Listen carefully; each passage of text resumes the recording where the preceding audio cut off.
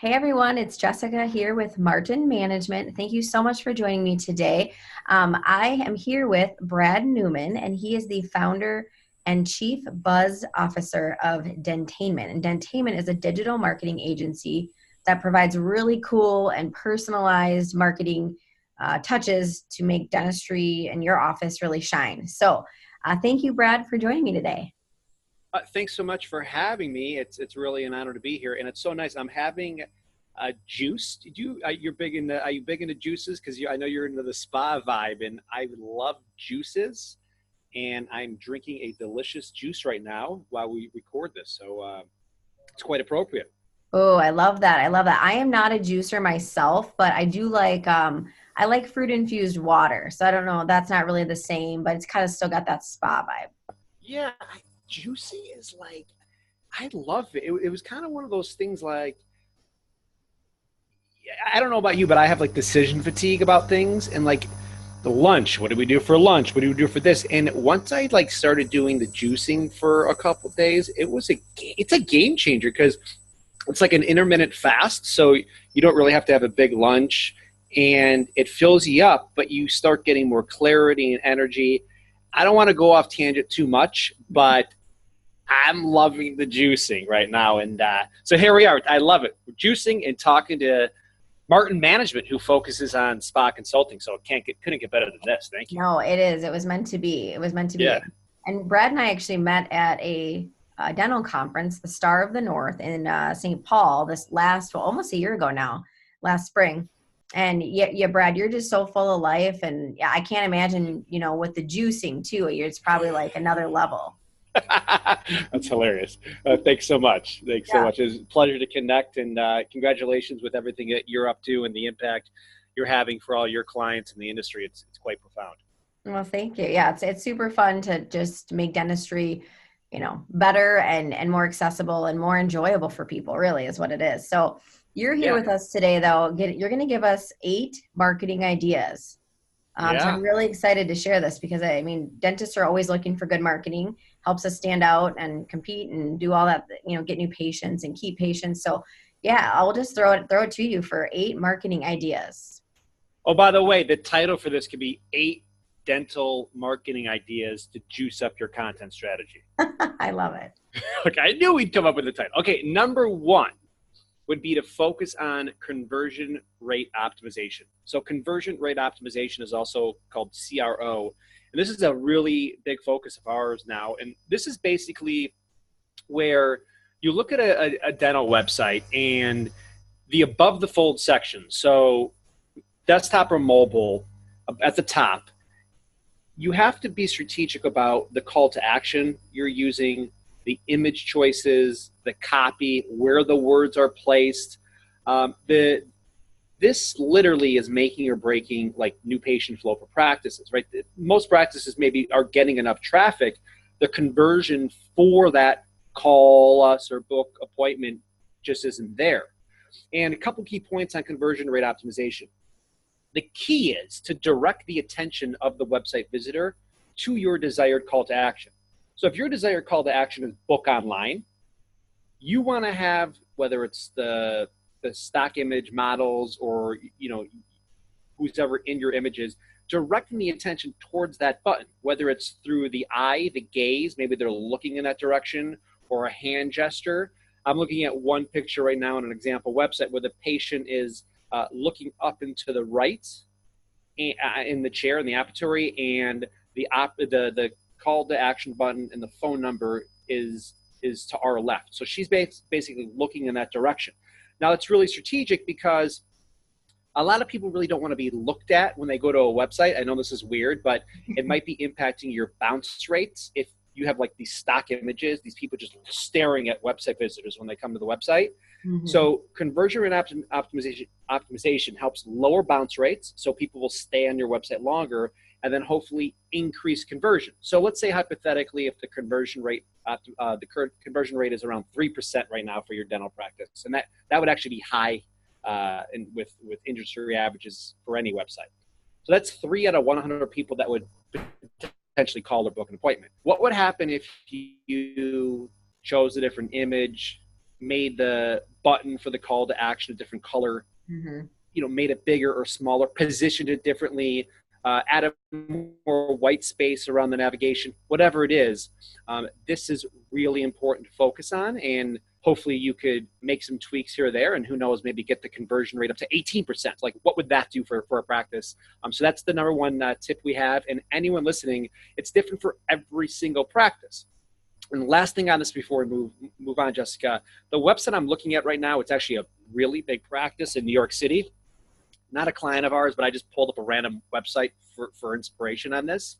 And even though they have a really great image and it's looking up to the right, it's actually the wrong image, because the dentist is actually like has some tools or something in the patient's mouth. Oh. And the one thing you don't want to show right away is like intrusion or like putting things into the patient's mouth. So they have everything perfect except the wrong image. You know what I mean? So it would have been much better if the patient and the doctor were just kind of looking at each other, like smiling, or thank you for my smile vibe, as opposed to actually like being in the mouth, because people might bounce because of that. Right. So, listen, it's never going to be perfect, but little tweaks here or there could really make a big difference with new patient flow. Cool. I like that, because that can be changed so quickly, and it seems subtle, but if that could be a huge game changer if the prospective patient doesn't like what they're seeing, or they subtly just are turned off by it. That's great. Exactly. And you'll notice once you start thinking about conversion rate optimization, the website's big, but it's the phone call, the message button, all these things. But when you start going to really successful brands, like these billion-dollar companies in any industry, you realize that they clearly have figured out conversion rate optimization. Like, success at that level, it doesn't happen by accident. Right. And it's so cool to see some of these brands. Like one of my favorites is the AC Hotels by Marriott. If you go to their website, the header image is literally a reception desk. No one even behind it, just a reception desk.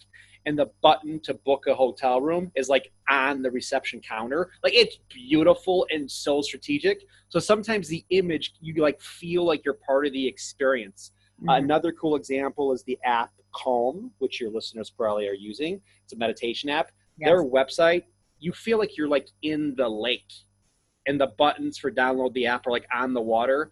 It's beautiful. So, design is so important, and it really just starts with conversion rate optimization. Awesome. Good number one tip. What's number two? Number two is video. So we're a video first agency. Video is considered the heaviest form of multimedia content. Google owns YouTube. YouTube's the second largest search engine in the world. So anytime a practice leverages the power of video, it's a game changer. Now, you should have a YouTube channel, and your videos need to be optimized for YouTube, but not just YouTube. You want to have Instagram video content, Facebook, Twitter. LinkedIn is really cool these days. I think since Microsoft acquired LinkedIn a few years ago for like $21 billion, they've really made a push to give a lot of organic pop to people who post on personal and business pages. So if you start getting a lot of video content, it's really powerful. Now, different types of video content. Patient testimonials. Just remember to use only first names and not last names, and get release form signed. A tour of the practice. If you have new technology, or if you're offering some type of new service, you could do video content on that.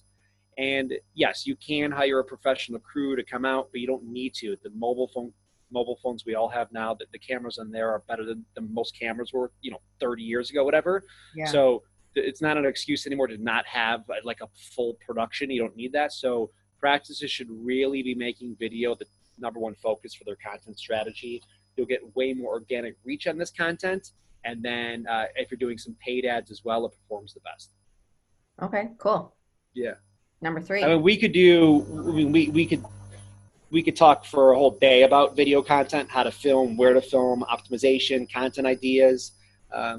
One other thing on the video, and I'll give listeners just a really fun content idea to roll with. It's called the top 10 video. So you could do a video, it doesn't have to be like dental related. Let's say your practice is in Minneapolis, right? You could say our top 10 favorite things to do in Minneapolis, or top 10 things to do in Minneapolis that'll make you smile, right? And you say, go to the Wild game, go here for yoga, go here for sushi, whatever it is. And number one could be coming to the practice every day and seeing our patients, right? So you're not selling dentistry, but you're just tying in a little dental vibe at the end of it. And that type of content, a top 10 video is great on an email newsletter. You can even put that on your homepage. Statistics show that by having one video on a homepage will increase conversion by 80%. So talk about conversion rate optimization, right? You have one video on a homepage, 80% conversion uptake. So, when you start looking at the CRO and then video, it's really powerful. Well, and that eliminates like the doctor from having to be the one doing the video, because a lot of times the doctors are kind of shy, or they're maybe introverted and they're like, I don't want to be on all these videos. But it sounds like the team could really put something together that would allow prospective patients to really get at the personality of the office and have different team members involved to just really put faces with names. That is such a great point, Jessica. So that is complete self-awareness. And if there's doctors or team members who don't want to be in videos, oh my gosh, like that's more than fine. And of course, don't be in it. Like, I think there's a big movement of like, you gotta do your self blogs every day and post every day with yourself. No, you don't. If you don't want to be in it, you don't have to be in it. And if your team members don't want to be, fine. Maybe patients will be. And if that's not the case, hire pay talent. You could go motion graphics and animation. Yep. Also voice is where it's at these days. So voice search is, growing exponentially. So if you just wanted to do voice, that's powerful. So every practice is different. So, video is a game changer, but if it's not in the bandwidth or, interest of one practice, they could focus on other tactics, whether it's written word or images. So everyone should just kind of choose and pick what their comfort levels is with these content initiatives. Cool. Thank you. Yeah. Right, Number three, daily content. One of the greatest things about dentistry orthodontics is just the plethora of opportunities to post fun, creative content daily. So it could be patient of the day photos, before and afters, motivational Monday quotes. We have a new mobile app called Dental Year. So anyone listening, if you want to download that, we've tailored all the suggestions for dental practices. So let's say it's National Cheese Pizza Day. We'll give you ideas of how to celebrate that as a team. Then there's really, there's National Smile Day and National Dentist Day and National Fluoride Day and all these other dental specific holidays that, of course, it's almost irresponsible if you don't celebrate. But literally every day there are so many opportunities for teams to post fun content.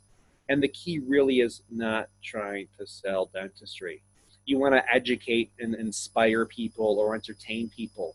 Mm-hmm. And, you could go celebrate National Cheese Pizza Day at the local pizzeria. Take a picture of the pizza or your team eating pizza, tag the local pizzeria, and write on that post, if you're celebrating hashtag National Cheese Pizza Day today, please remember to brush and floss thoroughly after eating foods with dairy. Whatever it is, you don't want to cheese up the post too much, no pun intended, but there's obviously opportunity to put some dental vibe in there. Sure. And question for you, like I know with Facebook in particular, it seems like business posts are getting buried more and more, and it's harder to really, actually get your content seen. So is it problematic to have posts every day? Like, is that going to, cause your posts to get buried more frequently? And then if you're doing like maybe 2 or 3 really strong posts that are going to get more engagement, do you know how that kind of works and what the rule of thumb should be on that? Yeah, I would say just daily for sure, if not multiple times a day. And yes, organic reach on business pages, Instagram, Facebook are totally down, but that's actually a good thing for practices. Why? Because you should be advertising on these platforms and boosting and promoting these postings. They don't charge you more to boost and promote today's posting if you're selling a $65,000 implant case or a $4 burrito. They don't know or care. So this is the greatest opportunity in the history of the industry, these targeted ad platforms. And a lot of offices are complaining about the reach. It doesn't matter. You pay for it and have a budget for it. It doesn't have to be a lot, but just by putting a few dollars here or there into their postings, if it's done right, it's a game changer. And I actually think it's a good thing that the organic reach is so low, because that means everyone else is getting buried, right? So just like any marketing, it should be measured and tracked in ROI, but these opportunities are huge, and they're not going to be like this forever, right? So as the platforms evolve and users go somewhere else and change, who knows if TikTok's next or whatever it's going to be. But this is I'd still consider it blue ocean opportunity. And if for anyone who doesn't know what blue ocean opportunity is, it's an amazing book. There's two versions now called Blue Ocean Opportunity. And this is about basically business ideas where, forget about competition, there's like no one near you. And I still think even today for practices, especially for Instagram, like for local practices in your area, no one's really leveraging these platforms enough in terms of paid. So jump on that big time right now. Okay, great advice. Okay. Yeah. All right, what else do you have? Number 4, we're going into Google AdWords. So what's your take on Google AdWords, Jessica? Oh my, I don't do a lot on Google, to be honest with you. I mean, you're gonna have to educate me on that. So here's the thing. So Google just recently became the 4th trillion-dollar tech company. Trillion. And when I read that, I thought, wow, how are they not first? Yeah. How were they not number? It is incredible. Like, so I actually think Google AdWords, when they were like strategizing, Sergey Brin and Larry Page, I think they were talking about how would this work specifically for a dental office, right? Because for a local practice, you always want to think what the user is typing in. So if the user is typing in best dentist near me, Invisalign near me, emergency dentist open now, these terms, right? So yes, you could do SEO, video, content, social, all these other initiatives, which you should. But what happens if you just buy that search term, right? If you're in Boulder, Colorado, and someone searches for same-day dentistry in your zip code, why, like, I don't know, like, you just buy that search term. And Google AdWords is that opportunity. Mm-hmm. So yeah, I mean, number 4, like some of these are so cool and important, they could be number 1, but like Google AdWords still, like anything, if it's done right, I think it's very, very powerful. Okay. Number 5, and I don't want to do too much paid ideas on this, but I got to mention this, Waze advertising. So Google actually acquired the app Waze, and this is basically like a navigation app with user-generated content. Mm-hmm. But Waze advertising is a really interesting opportunity. Now, clearly not for every office listening, because maybe, in some areas, like everyone in your area knows where they're going and they don't need an app. But in some locations, there's people using apps, how to get here, how to get there. And you could start for as little as $2 a day on Waze advertising. This is a brand new advertising play they just released, owned by Google. So anytime Google rolls out a new advertising play, these are massive bets they're placing. And I will assure you that first adopters on this platform that do it right will have a significant ROI. Because what happens is any first adopter that starts advertising on a platform, if it doesn't work, no one's going to jump on board. So let's say there's a practice listening, they start spending $100 a month. And by the way, if you spend $100 or more a month, you get a dedicated ad account manager. You're going to, if you get the ROI and get a lot of calls and new patients out of it, next time you go to a conference or see some friends in the industry, you're going to tell everyone what you're doing. This is how good things scale these days. And with Google behind it and clearly an incredible app, even without advertising, Waze is a really exciting opportunity right now. Basically running virtual digital billboards on the mobile app. Cool. I just heard about that. Like, I feel old, Brad. Gosh. I heard about this maybe like 4 or 5 months ago. I'm in a pretty rural area, so that's maybe why, but I was in the Twin Cities visiting a friend of mine, and she had mentioned it, and I had never heard of it then, but now it's on my radar. So very cool. Nice. Great. And yeah, like I said, every practice is different, right? So some people might be interested in more just regular billboards or outside signage. There's opportunities everywhere, but, Waze is cool. Okay, number 6 is patient-generated content. So I think everyone's heard of user-generated content. Patient-generated content this is perfect for your services, Jessica. You go to the practice and you got the massage towel and the aromatherapy and the incense, or I don't know what else they got.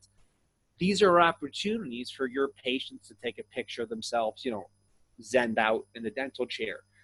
If you have smile quotes on the wall, or your hashtag, or a fish tank, whatever it is, you want to encourage patients to capture content and post it on their own timelines. Now, there's other opportunities for patient-generated content. Having patients check in at the practice is still the biggest no-brainer in the history of dentistry, marketing, right? So put a sign in the reception area that reads, check in and win a prize. Now, the prizes can be a pack of xylitol gum, a gift card to Starbucks at the local coffee shop, or even you want to make it altruistic. So maybe on that check-in sign it says, check for every one check-in, we donate one canned food to the local food pantry, right? And then as you give back to the community. So whatever it is, but just a simple check-in, that's user-generated content in a way, because on their timeline, it says to all their friends and family, they're at your practice, right?